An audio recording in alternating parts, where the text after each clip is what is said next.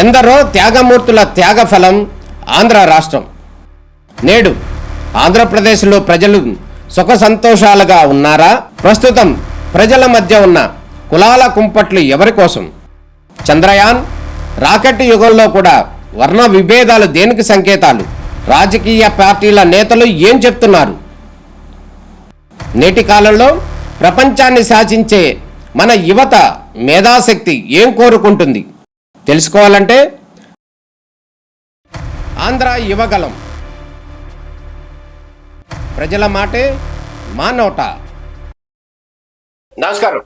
నిషేధిత భూములకు సంబంధించి ఆంధ్రప్రదేశ్ ప్రభుత్వం ఒక సరళమైనటువంటి జీవో విడుదల చేస్తూ ఒక గొప్ప నిర్ణయాన్ని తీసుకుంది అనటంలో ఎటువంటి సందేహం లేదు. 22A సంబంధించినటువంటి ఆర్డినెన్స్ కావచ్చు, నిషేధిత నిబంధనలు కావచ్చు, ఇవి 2007 సంవత్సరంలో వచ్చాయి. వాటికి సంబంధించినటువంటి ఈ జీవో నేపథ్యంలో, వాటికి సంబంధించినటువంటి కఠినమైన నిబంధనల నేపథ్యంలో రాష్ట్ర వ్యాప్తంగా ఉన్నటువంటి అనేక లక్షల మంది రైతులు కావచ్చు, అనేక మంది ఎవరైతే ఉన్నారో సొంత భూమి ఉన్నవారు కావచ్చు, వారందరూ కూడా తీవ్ర ఇబ్బందులు పడుతున్నటువంటి పరిస్థితి కనబడుతుంది. ఈ నేపథ్యంలో ఆంధ్రప్రదేశ్ లో కూటమి ప్రభుత్వం, ఆంధ్రప్రదేశ్ ముఖ్యమంత్రిగా నారా చంద్రబాబు నాయుడు, డిప్యూటీ సీఎం గా పవన్ కళ్యాణ్, బీజేపీ ఆధ్వర్యంలో కూటమి ప్రభుత్వం నేపథ్యంలో ఒక సంచలనాత్మకమైనటువంటి నిర్ణయం తీసుకున్నారంటే ఎటువంటి సందేహం లేదు. దీనికి సంబంధించి రెవెన్యూ మినిస్టర్ అనగాని సత్యప్రసాద్ కూడా దీనికి సంబంధించి ఒక కీలక సందేశాన్ని సమావేశం ద్వారా వివరించారు. అదేవిధంగా కొత్తగా జీవో కూడా విడుదల చేస్తున్నట్టు కూడా చెప్పారు. అదేవిధంగా ప్రభుత్వానికి సంబంధించి అనేక రకాలైనటువంటి భూములు ఉన్నాయి. దానికి సంబంధించి ఏంటంటే ప్రభుత్వ భూములు కావచ్చు, దేవాదాయ భూములు కావచ్చు, లేకపోతేనేమో అసైన్డ్ ల్యాండ్స్ కావచ్చు, వీటన్నిటి ల్యాండ్స్ కు సంబంధించి ఒక కీలక నిర్ణయం తీసుకున్నారు. ప్రభుత్వానికి సంబంధించినటువంటి ఆస్తులు అన్యాక్రాంతం అవ్వకూడదు. అదే విధంగా ప్రజలకు సంబంధించినటువంటి భూములు ఏవైతే ఉన్నాయో, పట్టా భూములు ఏవైతే ఉన్నాయో, వీటికి సంబంధించినవి కూడా 22A ఉండకూడదు. అంటే అక్కడ ప్రభుత్వానికి సంబంధించినటువంటి భూములు అన్యాక్రాంతం కాకూడదు ఒకటి. అదే విధంగా ప్రజలకు సంబంధించినటువంటి భూములు ఏవైతే ఉన్నాయో, ఆథరైజ్డ్ గా ఉన్నటువంటి పట్టా భూములు కానీ, పక్కా భూములు కానీ, ఈ భూములన్నీ కూడా 22A ఉండి వారు ఇబ్బందులు పడకూడదు. అంటే ఇక్కడ రెండు రకాలుగా, అటు ప్రభుత్వ ఆస్తులు పోకూడదు, ప్రజలు కూడా ఇబ్బంది పడకూడదు అనేటటువంటి ఒక సంచలనాత్మకమైనటువంటి నిర్ణయంతో ఒక జీవో కూడా జారీ చేసినటువంటి పరిస్థితి కనబడుతుంది. ఈ జీవో జారీతో ఇప్పటి వరకు కూటమి ప్రభుత్వం వచ్చిన తర్వాత 22A నిబంధనలు సడలించడానికి కావచ్చు, పెట్టడానికి కావచ్చు, అనేక రకాలైనటువంటి జీవోలు, ఆర్డినెన్స్ కూడా జారీ చేసిన పరిస్థితి కనబడుతుంది. వాటన్నిటిని కూడా పూర్తి స్థాయిలో ఈ రోజు నుంచే కూడా రద్దు చేస్తూ కూడా కీలక నిర్ణయం ప్రకటించిందని చెప్పుకోవాలి. దాంట్లో భాగంగానే ఇక 22A భూములు పెట్టడం కావచ్చు, తొలగించడం కావచ్చు అంత ఈజీ కాదు అనేది స్పష్టంగా చెప్తున్నటువంటి పరిస్థితి కనబడుతుంది. ఒక ఏకీకృత నిర్ణయం ద్వారా, ఏకీకృత వ్యవస్థ ద్వారా, అంటే IG stamps and registration IG ఆధ్వర్యంలో మాత్రమే దీనికి సంబంధించినటువంటి భూములకు తొలగింపు ప్రక్రియ, లేకపోతే వాటిని చేర్చేటటువంటి అంశానికి సంబంధించినటువంటి ప్రక్రియ, ఈ రెండు కూడా రాష్ట్ర స్థాయిలో ఐజీ స్థాయిలో జరుగుతాయి. అదే విధంగా జిల్లా స్థాయిలో అయితే కనుక ఆర్డీఓ, అదే విధంగా సబ్ కలెక్టర్, వీరి నేతృత్వంలోనే దీనికి సంబంధించినటువంటి భూములకు సంబంధించి వాటిని యాడ్ చేయడం కానీ, తొలగించడం కానీ వంటి అంశాలు జరుగుతాయి. ఉదాహరణ కనుక గమనించినట్లయితే దేవాదాయ శాఖకు సంబంధించినటువంటి ఆస్తులు 4,50,000 ఎకరాలు మాత్రమే ఉన్నాయని చెప్పి ఎండోమెంట్ రికార్డ్స్ లో కానీ, రిజిస్టర్ లో కూడా చూపిస్తున్న పరిస్థితి కనపడుతుంది. కానీ ఇప్పుడు 6,50,000 పైబడినటువంటి ల్యాండ్స్ ఆన్ రికార్డు 22A ఉన్నట్టు చూపిస్తున్న పరిస్థితి కనపడుతుంది. అదే దీంట్లో ఇటు ప్రభుత్వ భూములు కావచ్చు, అదే విధంగా పట్టా భూములు ఏవైతే ఉన్నాయో, పట్టా భూములకు సంబంధించి ఏమంటే ఒక రైతుకు 10 ఎకరాల పొలం ఉంటది. 10 ఎకరాల్లో ఒక పక్కన చిన్నది ఒక 50 సెంట్ల పొలం ఉంటుంది. ఆ పొలానికి సంబంధించి ఎండోమెంట్ సర్వే నెంబర్ యాడ్ అయి ఉంటది. కాబట్టి వీళ్ళు ఏం చేశారంటే గతంలో ఈ 10 ఎకరాల్లో కూడా అక్కడ కేవలం 50 సెంట్లకు సంబంధించినటువంటి సర్వే నెంబర్ ఎండోమెంట్ యాడ్ లో ఉంటే ఈ మొత్తానికి 10 ఎకరాల్లో కూడా 22A ఎండోమెంట్ కింద రాసేశారు. గతం నుంచి జరుగుతున్నటువంటి ఇబ్బంది. దీనికోసం ఆ భూమిని సబ్ డివిజన్ చేయమని, అదే విధంగా ఆ భూమిని 22A నుంచి తొలగించాలని కూడా వారందరూ కూడా ఎన్నో ఏళ్ల తరబడి కూడా వారందరూ కూడా ఫిర్యాదులు పెట్టుకున్నారు, పిటిషన్లు పెట్టుకున్నారు. వాటికి సంబంధించినటువంటి ప్రక్రియ ఎక్కడ కూడా ముందుకెళ్లేదు. దీని నేపథ్యంలో వాళ్ళది 22A ఉండటం మూలంగా ఆ భూమిని వారు అమ్ముకోవడానికి కానీ, వేరే వారికి తాకట్టు పెట్టుకోవడానికి కానీ, లేకపోతే బ్యాంకు నుంచి లోన్లు తీసుకోవడానికి ఎటువంటి అవకాశం కూడా లేదు. ఈ 22A ఉండటం మూలంగా ఇది నిషేధిత భూమి అని రిజిస్ట్రేషన్ దాంట్లో చూపించడం జరుగుతుంది. కాబట్టి వీటి పొలాన్ని ఎవరికి అమ్ముకోలేరు, అదే విధంగా ఎవరు కొనుక్కోలేరు. ఏదైనా అవసరం అయినా కూడా చాలా ఇబ్బందులు పడుతున్నటువంటి పరిస్థితి పరిస్థితి కనపడుతుంది. వీటన్నిటిని కూడా నేడు ఇచ్చినటువంటి జీవో నేపథ్యంలో మొత్తం సరళీకృతం అవుతున్నాయని అనటంలో ఎటువంటి సందేహం లేదు. మొత్తానికి ఈ రాష్ట్ర ప్రభుత్వం తీసుకున్నటువంటి ఈ 22A భూములకు సంబంధించి ఒక కీలక నిర్ణయం తీసుకుందని చెప్పుకోవచ్చు.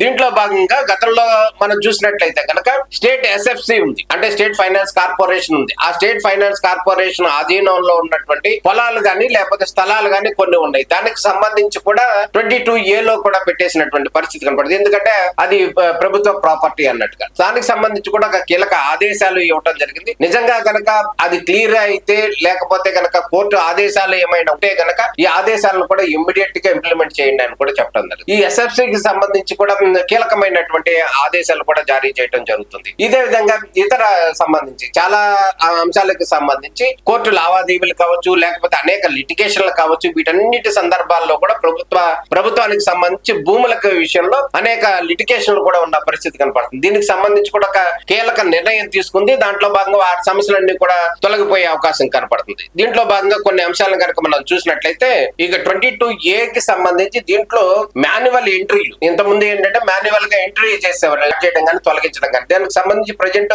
మాన్యువల్ ఎంట్రీ అనే పదాన్ని కూడా తొలగించేశారు. ఖచ్చితంగా కూడా ఆన్లైన్ లో మాత్రమే దీనికి సంబంధించి యాడ్ చేయడం కానీ తొలగించడం కానీ అనే అంశం కూడా పెట్టాలి అని అనుకుంటారు. అదే విధంగా ప్రతి వారం కూడా వెబ్లాండ్ 2.0 డేటాకు సంబంధించి IGRS డేటాతో దీన్ని సమ్మిళితం చేయాలి, సింక్రనైజ్ చేయాలి అనేది ప్రధానంగా ప్రభుత్వం భావిస్తున్నటువంటి పరిస్థితి కనపడుతుంది. అదే విధంగా నిషేధిత ఆస్తుల వివరాలకు సంబంధించి ఏవైతే ఉన్నాయో ఈ భూములకు సంబంధించి ఉన్నాయో ఆ భూములన్నింటిని కూడా పబ్లిక్ డొమైన్ లో పెట్టాలి. అంటే 22A లో పలానా భూమి ఉంది, పలానా సర్వే నెంబర్ ఉంది కాబట్టి ఈ విషయంలో జాగ్రత్త ఉండండి అంటూ కూడా ఆ భూములకు అన్నింటిని కూడా పబ్లిక్ డొమైన్ లో పెట్టాలి అనేది ప్రభుత్వం తీసుకున్నటువంటి నిర్ణయం. అదే విధంగా గ్రామ కంటకాలను కూడా ఎట్టి పరిస్థితుల్లో కూడా 22A నుంచి కూడా తొలగించాలి అనేది కీలక నిర్ణయం తీసుకుని చాలా ఊర్లలో కూడా గ్రామ కంటకాలకు సంబంధించి అనేక సమస్యలు ఉన్నాయి.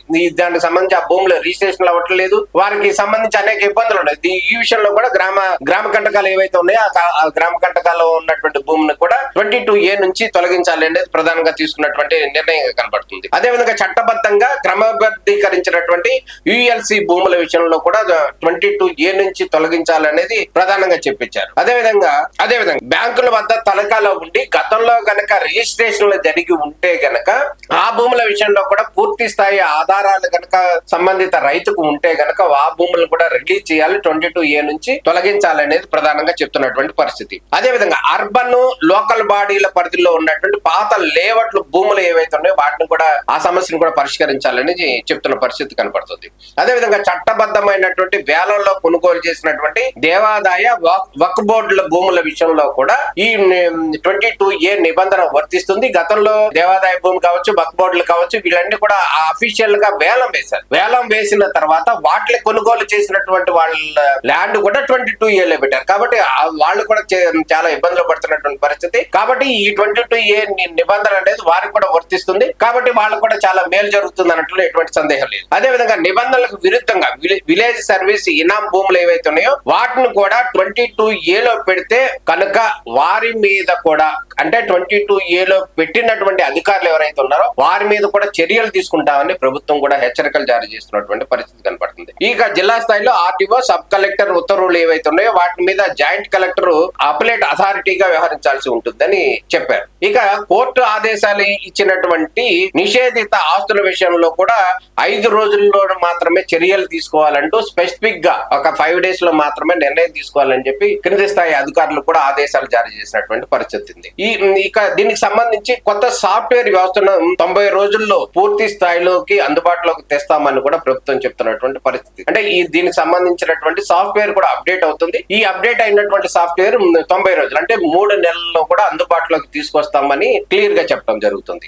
ఇందులో కూడా ఒక క్లారిటీ ఇచ్చారు. భూమిని 22A లో చేర్చడం అనే దానికి సంబంధించి ఇక భవిష్యత్తులో 22A లో కనుక చేర్చాలి అనుకుంటే చాలా నిబంధనలు కఠినతరం చేస్తున్న పరిస్థితి కనపడుతుంది. దీనికి సంబంధించి 22Aకి సంబంధించి ఈ భూమి నాదే అని చెప్పి ప్రైవేట్ వ్యక్తి ఎవరైతే ఉన్నారో ఆ వ్యక్తి దానికి సంబంధించినటువంటి ఫుల్ డాక్యుమెంట్స్, ఫుల్ ఆధారాలు కూడా చూపించాల్సినటువంటి బాధ్యత సంబంధిత వ్యక్తికి మాత్రమే ఉంటుంది. అదే విధంగా ఇది గనక 22 ఏ ఇది ప్రభుత్వ భూమి అని గనక ప్రభుత్వం చెప్పదలుచుకుంటే గనక ఆ ప్రభుత్వ అధికారులు ఈ భూమి ఏ విధంగా ప్రభుత్వానికి సంబంధించింది, ప్రభుత్వానికి సంబంధించినటువంటి ఆధారాలు ఏమున్నాయి అనేది కూడా ప్రభుత్వ అధికారులే జవాబుదారీగా ఉండాల్సినటువంటి పరిస్థితి కనబడుతుంది. అంటే ఎవరైతే ఒక అధికారి దీన్ని 22A పెడితే పలానా రీజన్ మూలంగా పలానా ఎవిడెన్స్ మూలంగా ప్రభుత్వ భూమి అని కూడా స్పష్టంగా చెప్పాల్సి వస్తుంది. దీనికి ఆ అధికారే బాధ్యుడు అవుతాడు అన్నమాట. ఎటువంటి సందేహం లేదు. అంటే నిబంధనలకు విరుద్ధంగా పెడితే అతని మీద చర్యలు తీసుకోవాల్సి వస్తుంది. అదే విధంగా ప్రభుత్వ భూమిని కూడా కాపాడాల్సినటువంటి బాధ్యత కూడా అతని మీద ఉంటుంది.